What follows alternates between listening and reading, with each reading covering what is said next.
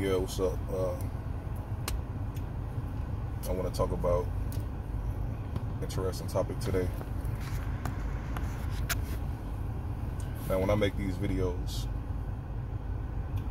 these are thoughts that I completely thought out mentally, beginning to end, right? And I try to retain the information without writing it down, and then I want to distribute it or deliver it to the people that's watching on YouTube. Sometimes I forget certain aspects, so I might make a part 2 or part 3, but it's a practice, a mental practice, and that's the topic of the video.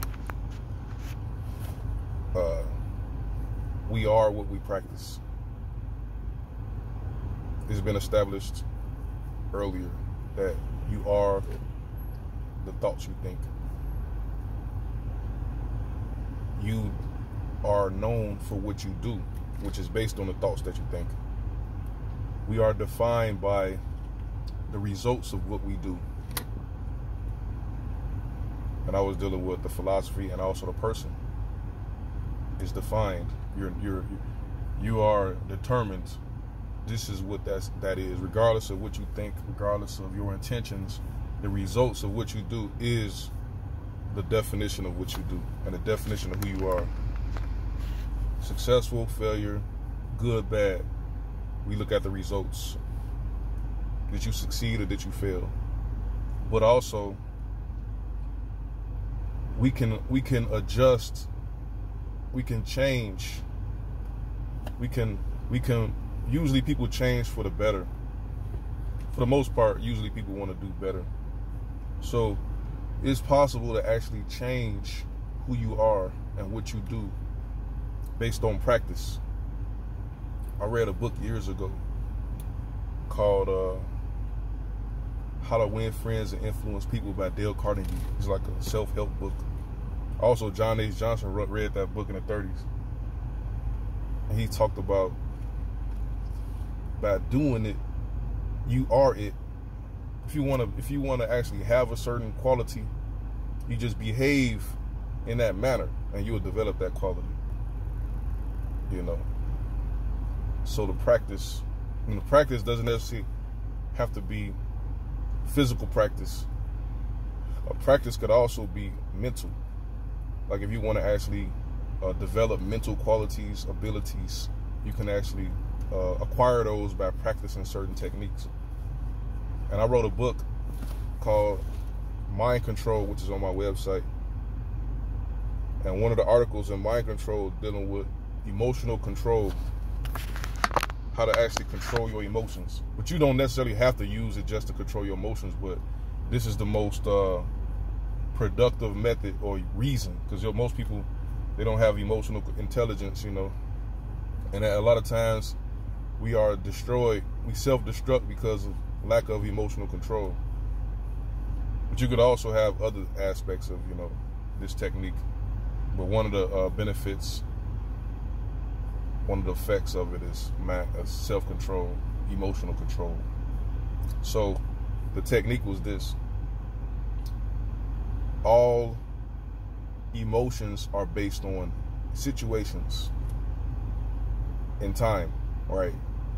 Now, a certain smell, a certain sound, something could cause you to remember an unpleasant situation, which will trigger that emotion, and you will start feeling that emotion. And something could actually trigger something that's pleasant, and that'll trigger that emotion. You will start feeling good because of something reminded you of some situation that happens in your entire life. Like literally, with the mind, time doesn't exist, because the mind goes back and forth in time, and it associates things that you see right now to any situation that happened in your entire life, which can trigger an emotion. And also, the present is the most prevalent, because a situation can happen right now that can trigger an emotion, a negative emotion. Like somebody can ride up on you and say the wrong thing, cut you off, and get you angry, and then your anger can cause you to react, and that might cause your entire life. You could be murdered, you could kill the person. Like something like that happened now can trigger an emotion. So the technique was this. In order to free yourself from being subjected to emotions associated with time, what you have to do, you have to learn how to step outside of time. In order to step outside of time, you have to learn how to erase all thoughts out of your mind. Once you erase all the thoughts out of your mind is not linked to any type of particular situation. And once your mind is not linked to a situation, the emotions dissipate. They're gone because you're not thinking about that situation. You literally have to focus on a situation in order to actually get that emotion. Or the situation could just happen to you and you're pulled in because you don't have control over that because you haven't really practiced it. But once you actually practice erasing the thoughts out of your memory, then you can actually choose when to not feel emotions. You see what I'm saying? You could just turn it on as a switch. Turn it on, turn it off. Now what you do is, it's really difficult to not think thoughts. But once you practice it, it's easy. So this is a method I put in the book. The best way to actually learn how to not think thoughts is to associate thinking thoughts to breathing air, because we have to breathe air at all times. Even though we're not thinking about breathing air, it's part of our subconscious mind. But you could just hold your breath. Once you focus on holding your breath, you actually forget about the situation, and you will just the emotions associated with the situation. Either it be a situation back in the day or a situation that's happening right now. Once you take your focus off of that situation and onto something like a physical thing that's necessary for your life, then the emotions will dissipate because the mind is off of the situation. But also the mind is not necessarily free of thoughts because you're thinking about breathing, you know. But that's a practice to get you into the method and the idea of controlling your emotions, but you're not necessarily not thinking no thoughts. This is going to take practice, and I'm not going to get into actually how to completely free your mind of thoughts at will. Like, I could do it. I could erase my memory of thoughts. And you can read the book too on my website. I went into a little detail. But I'm talking about we are what we practice. And a physical practice determines who we are. Now, the key about practice is this. We practice what we are known for what we do, what we practice, and what we don't practice. Like, practice is always happening because we're always moving in time, because we're always thinking, we're always behaving. Now, a person who is known as allegedly lazy, that's because they practice not doing. And you're known as a person who are not a doer because you practice not doing certain activities. Laziness is learned, not studying. Like, anything that you possibly don't do is also part of your character as far as practice. But if you want to specialize in a certain activity, if you want to become great in a certain aspect, you can just practice that. If you want to be a musician, if you want to be an artist, you just do it nonstop. Consistency. And practice is this. The definition of practice, according to my definition, I give my own definitions. Practice is consistent behavior and activity. Consistent activity and behavior. Also, on the other side of it, the abstract aspect, consistent thought is practice. And the more you focus on your practice, the better it'll become part of your character and your virtue and your soul. It actually becomes part of your soul. Now, a practice, they say practice, a lawyer, a doctor, those are practices. But everything is a practice. Even when you drive, like me, I'm going to tell you, let me go back a little bit, because I just remember some of the aspects that I didn't remember. Now, the thing about practice, the way practice actually allows you to become better and more perfect, the more you do it, is because we're robots, we're computers. how a computer works, computers have a central processing unit and it has RAM, random access memory, right? So when you open up a program, the program loads into the RAM, and it loads particular aspects of the program that you might use and you might not use into the RAM. So if you go into that aspect, it doesn't have to process it and load it back up because it's already into the RAM. So you can just go in there and get everything that you might need. And to the human being, this is the subconscious mind. And everything that you consistently practice in your everyday, like consistently, routinely, it becomes part of your random access memory, your RAM, your subconscious. And the body literally goes into autopilot and does it automatically. Even if a person has practiced laziness, the body will wake up and do the laziness. And it's hard for you to go against that because the subconscious is the functioning of the entire body system, in which you don't really control consciously. It's functioning, like breathing, heart functioning. Not necessarily because that's more subtle, but things that you could control but you don't control. It happens in the subconscious mind, like driving. Like me, I could drive down if I go in the same routine to get home, I don't have to think about stopping at. I know exactly where to stop without even thinking about it. I know when to stop, how fast to drive. It's like programmed into my subconscious because I practice it so much. But you could use this method of just hammering activity into your subconscious mind.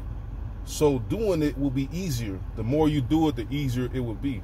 Like drawing, like most people want to be a drawer, an artist, a sketcher. Most people want to be a photographer. And it's hard in the beginning.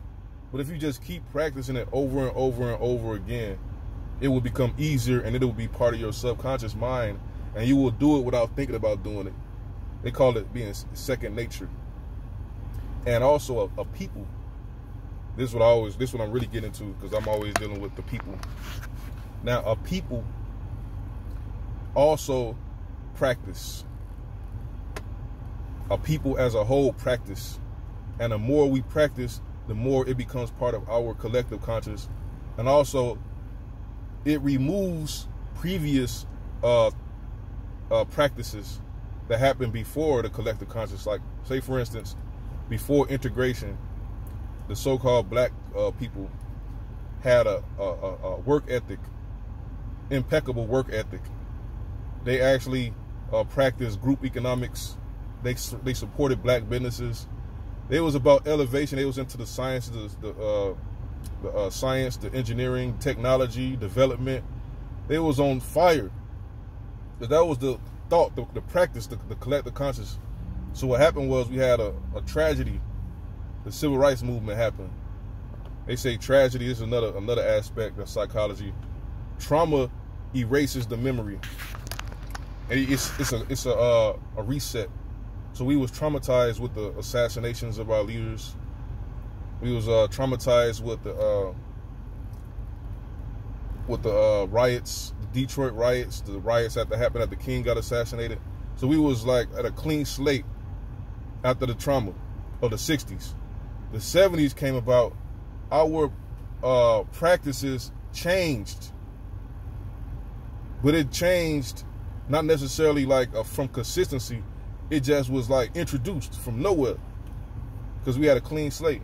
We forgot all the things that we did in the 50s, 60s, the 40s that caused us to have great success and being intellectuals and artists and scholars. So now in the 70s, it's about pimping, drug using, welfare, the whole ghetto mentality, baby daddies was introduced to us. And from the 70s to the 2020, we have been practicing this consistently and becoming better and more perfect at it. So the only thing that can actually change this collective practice is a tragedy, trauma, similar to the George Floyd, Black Lives Matter movement, or people could just change their individual practice. And when you change your individual practice, that can be a spread. That can spill over to other people. Like from an individual aspect, the individuals could come together and change the practice. and they could actually affect the culture. Because right now we don't have any real independent media. The ones we do have are the YouTube scholars. They're all about self-aggrandizement. They're about personal gain. They're about what they about gossip. They're not really about empowering the masses. They're about empowering and enriching themselves usually. And they destroy and attack other groups of people who threaten their position on YouTube or whatever platform they have. So they're useless, really. They're not really putting these type of ideas out there. But the people can collectively practice the whole idea of white supremacy and oppression. It is because we practice the position of weakness in white supremacy. The behavior, we practice that behavior. You got the person that's perpetrating, we got the person that's the victim. And we have been the victim of white supremacy because of our practice as the victim. But we had like certain anomalies in history in which the black people decided to fight back. They were not going to be the oppressed. They was going to actually change the dynamic.